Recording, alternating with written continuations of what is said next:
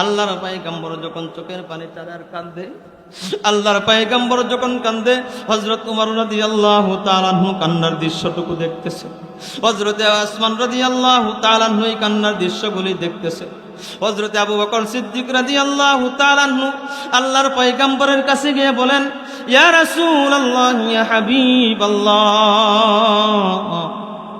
আমি যখন ইসলাম গ্রহণ করেছি, 41 জন মুসলমান ইসলাম গ্রহণ করেছে, আমি আমাকে দাওয়াত দেওয়ার সঙ্গে সঙ্গে আপনার চোখের দিকে তাকাই, আপনার মুখের দিকে তাকাই আমি ইসলাম গ্রহণ করেছি। ইয়া রাসূলুল্লাহ, ওগো আল্লাহর নবী, আপনি কিসের জন্য কাঁদেন? আপনার চোখের পানি তো আমরা বরদাস্ত করতে পারি না গো আল্লাহর নবী, আপনি কাঁদবেন না, আপনি কাঁদবেন না। এইভাবে হযরত আবু বকর বলেন, হযরত উমর বলেন, আল্লাহর পয়গম্বর, আপনার চোখের পানি আমরা সহ্য করতে পারি না। ওগো আল্লাহর পয়গম্বর,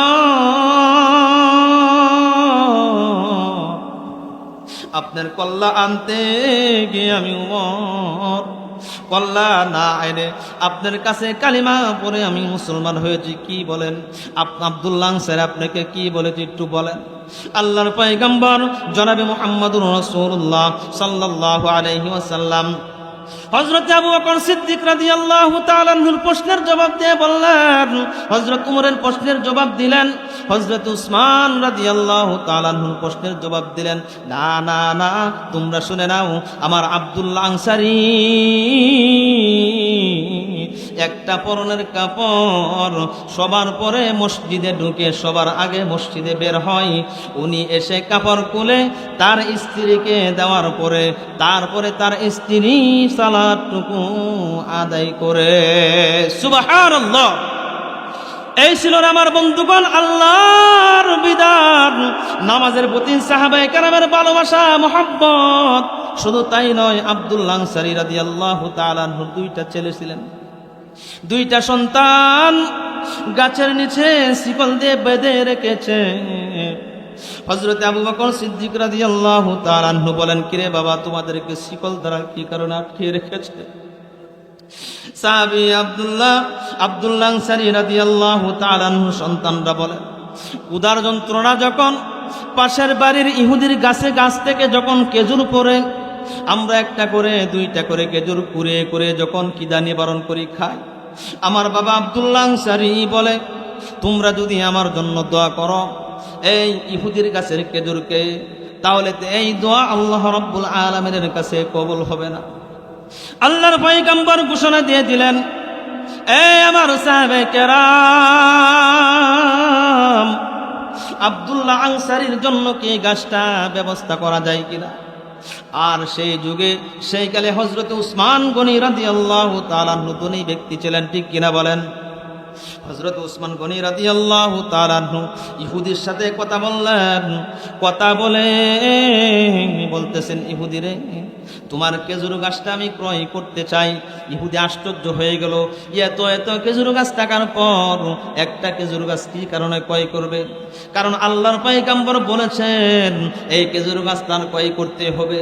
ইহুদি বলতেছে, একটা খেজুর গাছের পরিবর্তে 100 খেজুর গাছ দিতে হবে। হযরত উসমান গনি রাদিয়াল্লাহু তাআলা আনহু বলেন, 100 কেন 1000 যদি চাইতাম, তারপরেও আল্লাহর পয়গম্বরের মুখে হাসি ফোটানোর জন্য আমি দিয়ে দিতাম। সুবহানাল্লাহ। এই জন্য রে মুসলমান ভাইরা আমার, আল্লাহর পয়গম্বরের সাহাবী আব্দুল্লাহ আনসারী রাদিয়াল্লাহু তাআলা আনহু নামাজকে কত গুরুত্ব দিয়েছেন। এই মর্দাশালীর নারীরা, মর্দাশালীর পুরুষরা, তোমরা তোমাদের দিনের কান দিয়ে শুনে নাও। আল্লাহ রাব্বুল আলামিন, আল্লাহর পয়গম্বর হাদিসের ভিতর বলেন, as-salatu al-mar'atu idha sallat khamsaha, 1 নম্বরে নামাজ সর্ব অবস্থাতেই আল্লাহর হুকুম কাজা করা যাবে না, আল্লাহর হুকুম মানতে হবে। কার কথা? আল্লাহর পয়গম্বরের কথা, ঠিক কিনা বলেন? 2 নম্বর নামাজ যখন রমজান মাস চলে আসবে রোজা রাখতে হবে। কার কথা? কার আইন? আল্লাহর আইন। 3 নম্বর কথা হলো নিজের সতীত্বের হেফাজত করা। 4 নম্বর কথা হলো আল্লাহর পয়গম্বর বলেছেন যে নারী স্বামীর কথা মানবে, স্বামীর খেদমত করবে।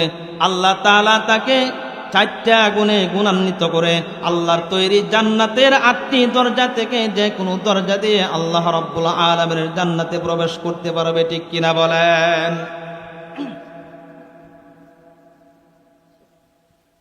আমার বন্ধুগণ, নামাজ কার জন্য পড়তে হবে? এই কথা বলেন না কেন, নামাজ কার জন্য পড়তে হবে? আরে প্রধান আকর্ষণ তো রয়েছে, শেষ ভালো যার সব ভালো তার, ঠিক কিনা বলেন? আমরা তো আমরাই, ঠিক কিনা? কিন্তু যিনি রয়েছেন উনি কিন্তু এত সুন্দর আলোচনা করেন, আলহামদুলিল্লাহ। আপনারা শুনলেই বুঝতে পারবেন। একটু জোর ধরেন, একটু সময় দেন, ঠিক কিনা বলেন? আমরা প্রধান আকর্ষণ, আমাদের প্রধান আলোচক আলোচনা করবেন, আপনাদেরকে নিয়ে দোয়া করবেন। হ্যাঁ, আমরা একটু ধৈর্য ধরি, আর একটু সময়। আল্লাহর পয়গম্বর জনাবে মুহাম্মদুর রাসূলুল্লাহ সাল্লাল্লাহু আলাইহি ওয়াসাল্লাম বলেন, স্বামীর খেদমত যারা করবে আল্লাহ তাআলা যদি খুশি হয়ে যায়, স্বামী যদি খুশি হয়ে যায়, আল্লাহ খুশি হয়ে যাবে, ঠিক কিনা বলেন? এই জন্য আমার বন্ধুগণ, সদা সর্বদা 1 নম্বরে নামাজ পড়া, 2 নম্বরে রোজা রাখা রমজান মাসে বছরে একবার, ঠিক কিনা বলেন? 3 নম্বরে নিজের সতীত্বের হেফাজত করা, 4 নম্বরে স্বামীর খেদমত করা। কে বলেছেন? আল্লাহর পয়গম্বর বলেছেন, ঠিক কিনা বলেন? আরেকটি কথা হলো, বর্তমান সময়ে আমরা দেখতে পাচ্ছি ঢাকা বিশ্ববিদ্যালয়ের নর্থ সাউথ বিশ্ববিদ্যালয়ের এক কুলাঙ্গার অপূর্ব পাল, দেখছেন কিনা? এক কুলাঙ্গার অপূর্ব পাল আল্লাহর কোরআনকে নিয়ে অবমাননা করেছে। এইটা কিন্তু পরিকল্পিত। টেকনাফ থেকে, তেতুলিয়া, রুকসা থেকে পাতুরিয়া, মাঝে মাঝে ইহুদি নাসারারা মাঝে মাঝে কোরআনকে নিয়ে কি করে? মুসলমানদের ইমানকে নিয়ে একটু নাড়াচাড়া দেয়, ঠিক কিনা বলেন? এই কথা বলেন না কেন, ঠিক কিনা বলেন?